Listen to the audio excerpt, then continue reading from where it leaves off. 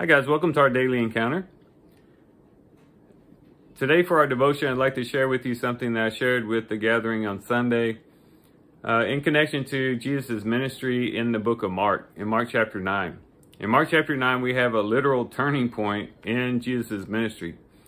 In verse 30, he is actually going to now turn his face towards Jerusalem. It says, from there they went out and began to go through Galilee, and he did not want anyone to know about it.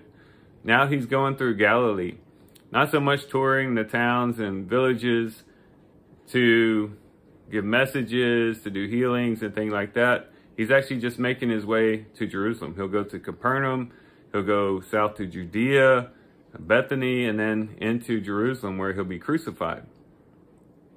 And I think what intensified Jesus' sufferings is the fact that he knew where he was going, and he knew what was going to happen when he got there. You know, it's bad enough to have to deal with something painful or something difficult or hard when it sprung upon you. Maybe you fall down and hurt your foot, or you fall down and injure yourself, or something like that, or you have to go into emergency surgery or something like that. That's bad enough, having to deal with something like that. But how much more difficult is it when you know that it's coming? And maybe you know months in advance that it's coming, and that's hanging over your head, and you think about it, and you become anxious because you know it's right around the corner and it's going to happen. It's almost a blessing to not know sometimes when things are coming. Sometimes it's good so that you can prepare yourself, but other times, often, we wish we didn't know. We just wish we could just deal with it. And that might have been easier for Jesus too in his crucifixion. If maybe he didn't see it coming, he goes down to Jerusalem, he's happy, he's joyful, he's just going down there to celebrate the feast of the Passover, and all of a sudden he's taken over and he's crucified within 30 minutes. I think that would have been still difficult, but a little bit easier to bear than knowing way in advance what's coming, and knowing that every step that he takes is taking him closer to that fate, to that cross, the most excruciating way a person can die. It was awaiting him, and every step got him closer. Every day got him closer to that. Just can't imagine what was going on psychologically with him during this time. We do know that as he's traveling, he seems to become a little bit more reclusive. As he turns his face there to go through Galilee, he's kind of avoiding the crowds because he wants to just spend time with his disciples, alone time with his disciples.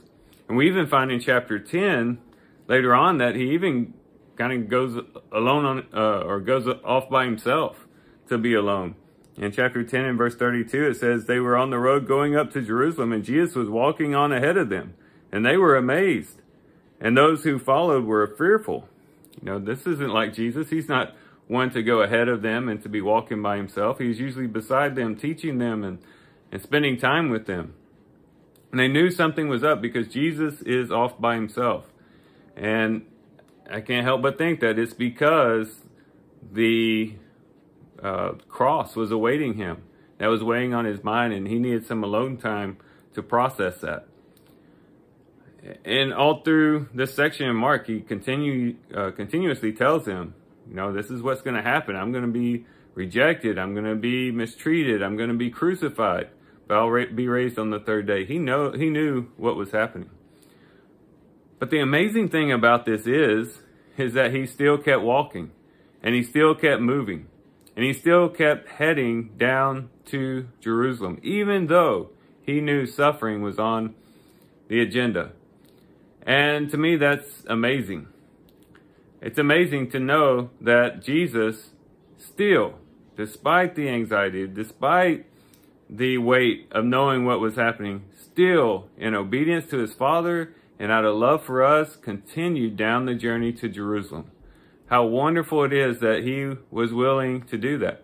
He had a successful ministry in Galilee. People loved him in Galilee. People were coming to him in groves, and they were just loving and just taking in everything that he was saying for the most part. And he could have just hung out there. Say, you know what? The whole cross, why should I go to Jerusalem? I got it good here. But he didn't. He passed all that up and he went down to the place of suffering and of death, again, out of obedience to his Father and out of love for us. How wonderful that is. And that's the encouragement for us as well, that we too ought to keep going, putting one foot in front of the other. Even though we might see sufferings, hardships, difficulties ahead, we just keep putting one foot in front of the other, taking one breath after another, taking it moment by moment, day by day, but continually moving forward with the Lord, following him, listening to him, being obedient to him, loving others, and just continue to move forward, knowing that, yes, maybe suffering is coming, but you know what? Beyond that is the joy. Beyond that is the blessing that God has for us. The eternal weight of glory that the Apostle Paul calls it in 2 Corinthians. Jesus, because of the joy set before him, despised the shame and took up the cross and was obedient to his Father. And we too, looking for the joy to come, we make it through the sufferings. We walk towards the flame, so to speak, knowing that our Heavenly Father is looking out for us, that he'll care for us, that he'll strengthen us, and that he'll get us through. And that good times are on the other side, that he's working all things out for our good. If we can do that, if we can follow Jesus' example in this, I think we will end up better off in the end. And we'll be glad that we took those steps with Jesus, even though it might have meant some suffering. So with that, guys, I do thank you for watching the video today. I hope you guys have a great day. Love you guys. God bless.